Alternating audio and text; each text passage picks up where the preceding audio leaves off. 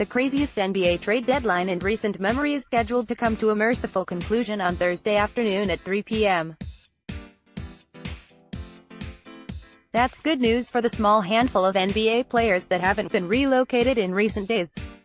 The Celtics, quiet amid the trade storm around them, appear likely to simply window shop with hopes of putting a certain unibrowed big man on layaway if he's still munching on beignets when the deadline passes. So what should Celtics fans expect from deadline day? Here's an FAQ that hopefully won't be outdated by a major bombshell before you read it. Will the Celtics make a big splash move? No. Okay, we should probably leave the door slightly ajar on the off chance Danny Ainge gets antsy with everyone else wheeling and dealing, or if Anthony Davis actually gets dealt and sets off an even wilder set of dominoes across the league. But let's face it, the Celtics are not going to move any assets they might need in July as part of a Davis offer, so all signs point to a quiet deadline.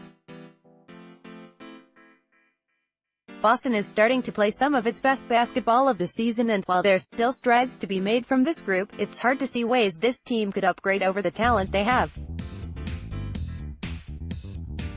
The biggest post-deadline boost might simply come if the likes of Gordon Hayward, Jaylen Brown, and Terry Rozier continue to embrace their roles and find a consistency that separates the Celtics from some of the teams thinner on depth. Simpler, it's hard to come up with a deal that helps Boston both this season and doesn't hinder their asset supply for the summer. More Celtics. Young Celtics caught in the middle of Anthony Davis trade talk. Okay, but what about a small splash move? The Celtics have essentially navigated the entire season with a clogged roster spot, with Jabari Bird still under contract despite being away from the team after being arrested on charges that include assault, strangling, and kidnapping. Boston has been unwilling to simply eat his $1.35 million salary, and, with no resolution in sight for Bird's legal proceedings, the team will have high interest in moving him to any team that's willing to waive him and eat his deal. Teams can send out up to $4.8 million in cash in trades this season, so Boston could entice a team under the tax to take Bird in exchange for cash, or maybe second-round draft picks if they need another form of sweetener.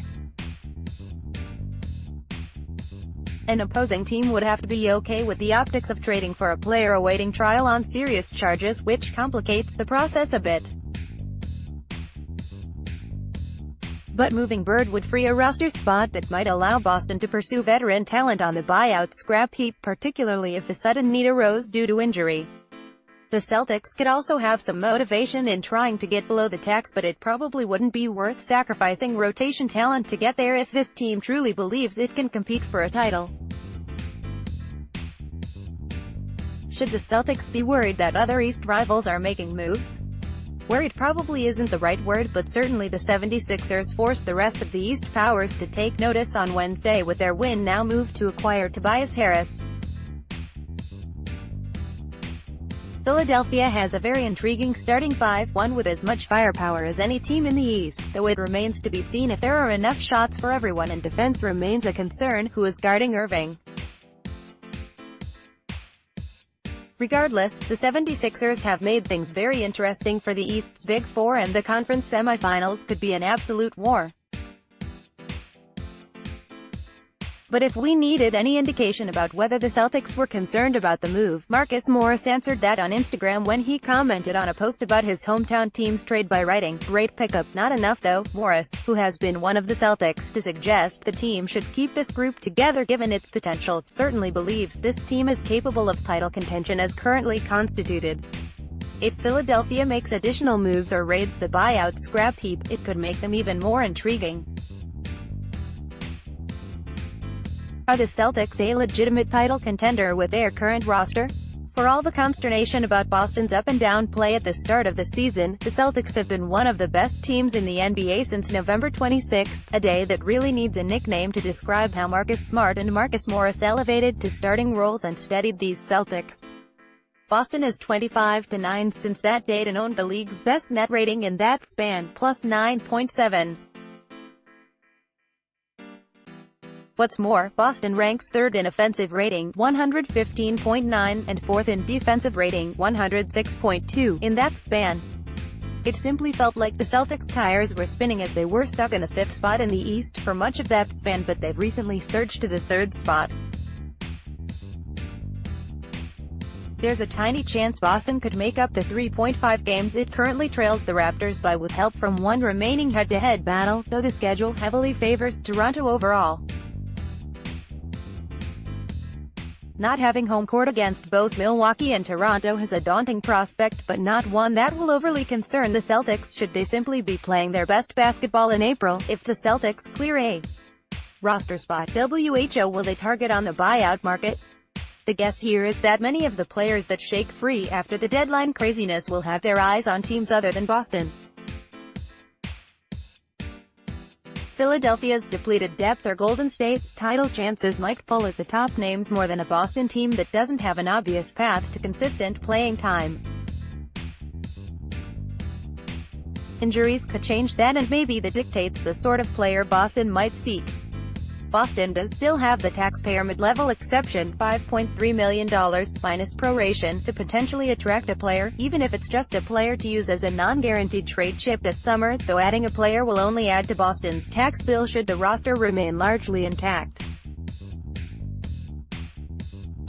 More Celtics. Should the Celtics be concerned that their draft assets are losing value? The trade deadline hasn't been kind to Boston's draft assets. The Clippers trading Harris almost certainly means that LA's lottery-protected pick won't convey to Boston this season. If the Clippers land a star or two this summer, that might mean a late first-rounder at best next season, otherwise, it becomes a second-round pick in 2022. The Kings pick, once seen as Boston's gem, had already been eroding in value with Sacramento's success this year, and not only did the Kings make a move for Harrison Barnes, but the Clippers' fate means Sacramento is even more likely to be playoff-bound. That would mean Kings' pick could land in the late teens. The only thing that would help Boston is if the Grizzlies follow through with a fire sale by moving Mike Conley and Marc Gasol, which would increase the value of the future Memphis pick as protections loosen. Should the Celtics promise the Pelicans that Jason Tatum will be available in July? The Pelicans are not being unreasonable if they pressure the Celtics into declaring whether specific assets will be available as part of a package in July. But it's probably impossible for Ainge to flat-out declare that Tatum would be on the table. Too much can happen between now and then. In the absence of a promise of Tatum's availability, however, it certainly opens the door for New Orleans to have to think harder about any offers that are on the table Thursday. Ultimately, Ainge has to stress that Boston plans to trump whatever the Pelicans can find now and hope the prospects of a deal are enough to keep New Orleans from making a rash decision. What happens if the Pelicans panic and move Davis? Will Irving still be seen here in July? It's impossible to know exactly what Irving will do. The team has remained confident about his prospects of re-signing here despite all the noise. If the fallback plan for missing out on Davis is riding with the team's current young core and hoping Ainge can use some of the draft picks to secure additional impact talent, then it's probably not the worst path. In fact, it might be more attractive than most other situations, even with plenty of suitors lining up with cap space. Ultimately, missing out on Davis would add a layer of intrigue to the proceedings, but Boston remains in a quality position regardless of what happens. There would be a lot of doom and gloom in the aftermath of a Davis deal if he's moved Thursday, but the reality is Boston is still positioned to compete this season and deep into the future regardless of whether the Davis pursuit is ultimately successful. Buckle up. It's going to be a slow crawl to 3 p.m. Click here to download the new My Teams app by NBC Sports. Receive comprehensive coverage of your teams and stream the Celtics easily on your device.